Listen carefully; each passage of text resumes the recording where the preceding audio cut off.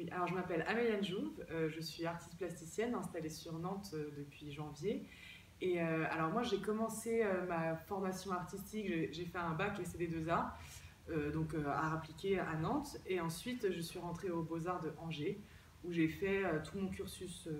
Donc d'abord ma licence, mon DNA que j'ai passé en 2017, puis mon master en 2019.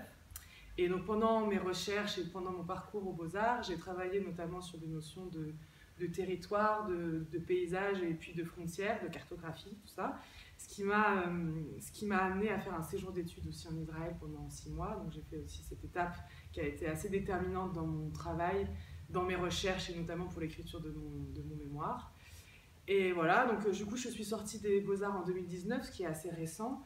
Et en sortant, j'ai eu la possibilité de faire plusieurs résidences artistiques. Donc bon, ça a été d'abord beaucoup de dossiers de recherche. Et notamment, j'ai été la lauréate d'une résidence au Centre de conservation du patrimoine corse à Calvi, où donc, je suis partie 3 mois là-bas pour faire une résidence et créer une exposition monographique qui s'appelle Mes mains s'en souviennent, pardon, et qui est encore exposée aujourd'hui. Et où là, du coup, mon travail a pris une direction un peu différente, dans la mesure où je suis passée de cette question de la limite, de la frontière, pour m'intéresser à un autre type de passage, à savoir le passage vers l'au-delà, et donc à la question du rite funéraire, de l'accompagnement et du geste funéraire, enfin, lié au funéraire. Et donc ça a été le sujet de cette exposition-là. Et là, depuis peu, j'ai décidé de m'installer et d'installer mon travail donc à Nantes, donc depuis janvier. Et aujourd'hui, j'ai la chance d'occuper un atelier à Saint-Herblain, où je développe ma recherche, mes travaux, et je travaille sur les futures expositions à venir et mes projets aussi. Alors, mon travail, de manière générale, en tout cas ma démarche, se base sur, d'abord en général, sur une recherche plus ou moins théorique. Donc, pour la partie, il y a eu beaucoup de recherches théoriques, ou des fois aussi sur des références littéraires. Et en fait, à partir de l'idée ou du concept que j'essaie de développer, j'essaie de trouver des matériaux, des formes qui font sens. Et c'est pas juste une technique qui m'intéresse, c'est vraiment tout le processus de la recherche, à même des fois la création du matériau, jusqu'à la forme, et ensuite, dans une dernière étape, la manière dont c'est installé. C'est pour ça que je dis que je fais plutôt de l'installation plus que de la sculpture, c'est parce qu'il y a aussi cette dimension spatiale de l'existence des œuvres, et où le visiteur a aussi un impact, une place et un impact dans l'œuvre. C'est-à-dire que donc les matériaux, déjà, la symbolique des matériaux, comme je disais, ce qui m'amène à travailler toutes sortes de choses. Je travaille avec du savon, du papier, du sel, de la terre beaucoup. La terre revient régulièrement, c'est pour ça que je développe aussi un travail de céramique. Et ensuite, une fois que c'est installé dans l'espace, il y a souvent un enjeu où ça peut se détruire, où ça va évoluer. Il y a des enjeux qui sont soit spatiales ou temporelles. Et donc la personne qui vient voir l'exposition a une possibilité d'interagir ou de soit faire en sorte que l'œuvre se brise ou au contraire de la conserver. Enfin voilà, en fait j'aime l'idée que l'œuvre soit créée depuis son idée jusqu'à sa mise en place, avec comme idée principale la notion de l'éphémère. Le lieu est quand même assez impressionnant. C'est un très grand château, très bien restauré. Moi, ce qui m'a intéressé dans le château de Montgeoffroy, c'est tout ce rapport historique aussi. Il porte vraiment l'héritage du XVIIIe siècle, les meubles sont...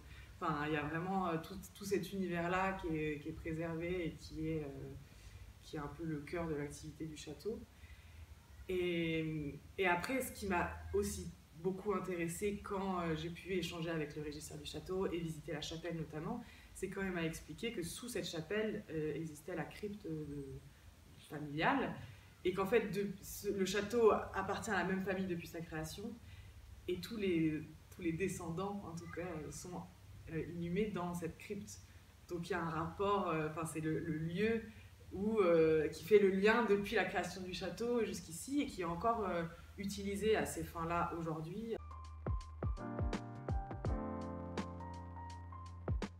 Alors Alors du coup, pour ma proposition dans la chapelle de Montgeoffroy, ce qui m'intéressait, c'était donc de faire le lien avec l'histoire du château et cet héritage du XVIIIe siècle, tout en évoquant la présence de la mort dans la chapelle. Donc pour ça, j'ai décidé de travailler sur les vanités, qui sont un genre de nature morte, qui ont vraiment existé au XVIIIe siècle, un petit peu avant, donc, et qui ont eu leur essor au XVIIIe siècle. Donc ce sont ces natures mortes représentant des compositions d'objets, et chaque objet dans les vanités, donc ce qui est la spécificité par rapport à une nature morte, on va dire standard, c'est que chacun des éléments a un symbole, et donc symbolise quelque chose sur la finitude, ou en tout cas, souvenez-vous, vous allez mourir, tout est vain, que ce soit les activités, la richesse, les plaisirs, l'existence même matérielle du corps. Et donc tous ces symboles qui expriment la vanité des choses, du temps, j'ai décidé de reprendre certains de ces symboles et de les réinvestir en composition sculpturale cette fois, en me posant la question de la symbolique des matériaux que j'utilise et aussi de ce qu'ils racontent. Donc c'est pour ça que j'ai décidé de travailler avec de la terre et des plantes, avec du vin, de la cendre, de l'eau, enfin, des choses qui ont un sens aussi, à la fois dans la symbolique liturgique aussi, vu qu'on est dans une chapelle, ou alors un sens par rapport aux vanités, en tout cas à l'art classique de cette époque-là.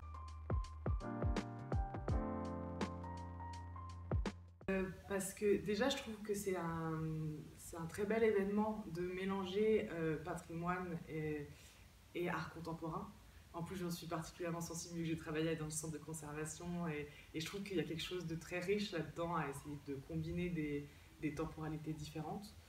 Et en plus, c'est aussi pour moi l'occasion de créer une œuvre qui, en fait, existe qu'à partir du moment où elle est montrée et vu qu'elle va évoluer, en fait, c'est une œuvre qui est posée là et qui n'existera plus après. Donc cette exposition, c'est l'occasion de créer cette œuvre-là qui n'existerait pas sinon. Et de réfléchir aussi sur cette question de la vanité, de la composition, de la sculpture. Voilà, donc c'est une bonne opportunité de création.